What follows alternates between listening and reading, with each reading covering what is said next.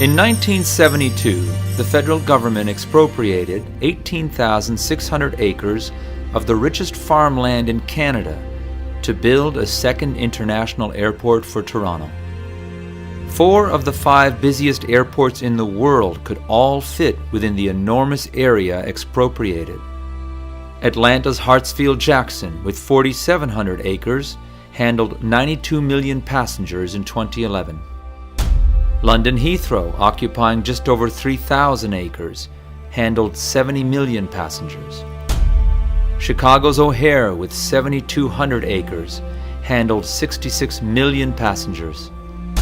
62 million passengers passed through Tokyo's Hanida's 3,700 acres.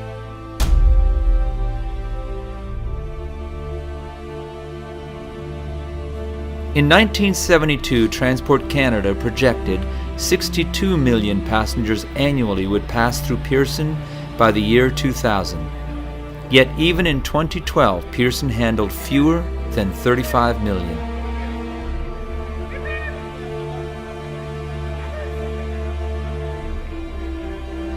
The Greater Toronto Airports Authority projects that Pearson and nearby Hamilton and Waterloo airports will reach capacity in 15 to 25 years. But the GTAA also acknowledges that any need for another airport could be 30 years away, or even more. If past projections are any guide, the need for another airport is very likely still being greatly overestimated. In 2005, recognizing that only a small portion of the federal lands might ever be needed for an airport, the province extended provincial greenbelt protection to include the majority of these lands, excluding some 6,000 acres in the southeast part of the site, which the GTAA has selected as the location of a future airport.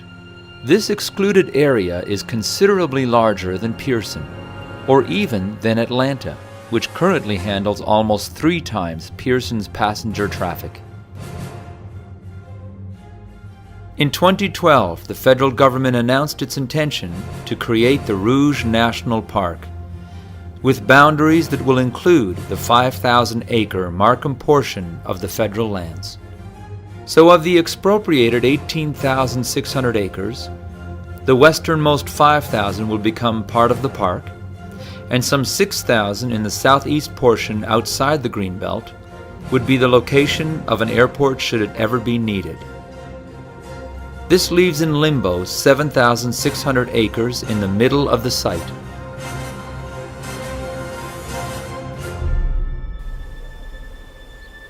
The federal lands are comprised of predominantly Class I highest productivity farmland within a network of woods, streams, and valleys. They form part of the largest public land holding in the provincial Greenbelt. And today they provide us with a unique opportunity to conserve a priceless heritage system and an unparalleled agricultural asset. This is on a scale of which no other major city in the world can boast. Food production is absolutely central to our vision for these lands. The 2012 Golden Horseshoe Food and Farming Action Plan identified the Golden Horseshoe area as one of the largest food and farming clusters in North America. Farm production in the area generates gross annual receipts of over $1.5 billion annually. When combined with food processing, the annual economic activity is estimated to be $12.3 billion, and through the multiplier effect, contributes $35 billion annually to Canada's economy. This food and farming cluster employs more people in the Golden Horseshoe than the auto industry and pays almost as much. The key to this success, the report states, is the area's superb agricultural land, its moderate climate, and its access to abundant fresh water, combined with outstanding research capabilities and proximity to a huge diverse market and a large educated labor force. 50% of Canada's Class I agricultural land is in southern Ontario, where the region's moderate climate permits the growing of a great diversity of crops. This is very rare in Canada, but in 2001 it was estimated that 18% of Ontario's Class 1 land had already been urbanized. And between 1981 and 2006 alone, farmland in the GTA decreased by 24%, a major amount of this loss being Class 1 land. More and more prime farmland is lost to urban development every year. Such losses must stop if we wish to grow our critical agricultural sector. And what better place to demonstrate a commitment to permanently protecting such land than here on the federal lands. In the decades prior to 1972, the federal lands were a breadbasket for the Toronto area. The small farms produced everything from milk and eggs to breads, cheeses, and fresh vegetables right on the city's doorstep. But ever since expropriation, the lands have been leased, mostly in very large parcels, to non-resident farmers. The hedgerows were destroyed to allow easy access of heavy machinery. Homes and barns were abandoned and finally demolished. One-year-only lease agreements result in soil-depleting monoculture, often being practiced as cash crops such as corn, soy, and grain are planted. Population growth, worldwide depletion of prime agricultural land, increasingly severe weather patterns, global warming, rising energy costs, and food security concerns all point to the necessity of making local food production a priority. These lands will be a critically important asset in the future, far more important even than they are today. To prepare for these threats and to take better advantage of the opportunities before us, we must develop strategies to encourage increased production of locally grown food.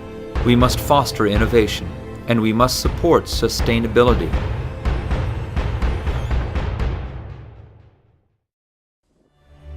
These lands are not only critical as prime food-producing lands. The Duffins watershed provides a crucial natural corridor linking Lake Ontario to the Moraine. The Markham portion of these lands, planned to be part of the Rouge National Park, does not provide such a natural link since the park's northern boundary abuts the Stouffville urban area. The Duffins area and its cold water streams supporting diverse aquatic communities is one of only 3 Lake Ontario watersheds earmarked for Atlantic salmon restoration. Compared with the Rouge River, the Duffins has far superior water quality. Our vision isn't just about food and nature. It's about recreation, it's about cycling and hiking. It's about creating a public trail through these lands linking Canada's largest urban area to the trail networks on the Moraine and Uxbridge. It's about giving urban area residents access to the natural world, its trees, water, and fresh air. A rail line runs through the federal lands only 30 minutes from Union Station. It used to link urban residents with natural areas and food land. It should do so again.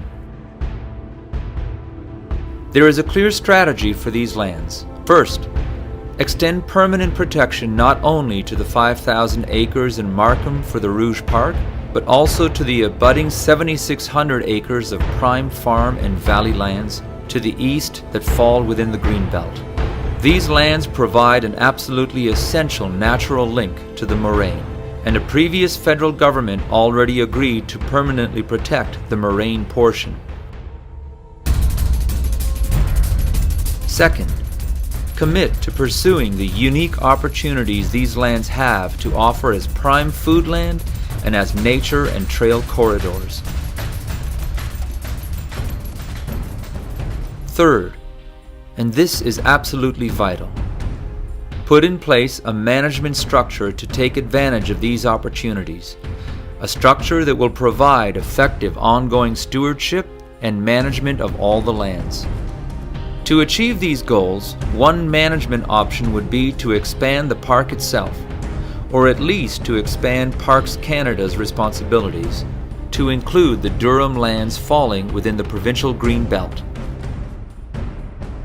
And until a decision is made about an airport, to also include responsibility for the remaining federal lands in the southeast portion of the site. An even better option would be to set up another management entity, such as a federal land trust, to oversee these same Durham lands. Parks Canada could still be one of the departments, possibly even the lead one, controlling the trust, supported by a stakeholder advisory board. The trust would be empowered to enter into long-term leases or even, over time, to return some lands to private ownership, while retaining easements on them to ensure that the agricultural and environmental objectives of the trust continue to be met. Responsibility for most functions could be contracted out to service providers, including the Conservation Authority, who will be performing similar functions on adjacent lands. This option would generate significant revenue to support the operation. It would help restore a vibrant community. It would provide flexibility to develop and implement strategies promoting foodland priorities, innovation, and related economic activity. It would support environmental values and passive recreation opportunities. Since maintaining adjacent lands for food production and natural areas is compatible with a possible airport, those who feel that government should retain the option to build a future airport can also support this strategy. The federal lands have suffered from neglect and uncertainty since 1972. We believe that the actions outlined here to properly care for this magnificent and irreplaceable natural resource would receive broad and enthusiastic stakeholder and public support. It's time to take action on the federal lands, for our own good and for the good of generations to come. The Green Durham Association, GDA, is a registered charity whose members have had a long-standing involvement in the federal lands. Please check www.greendurham.ca for more information.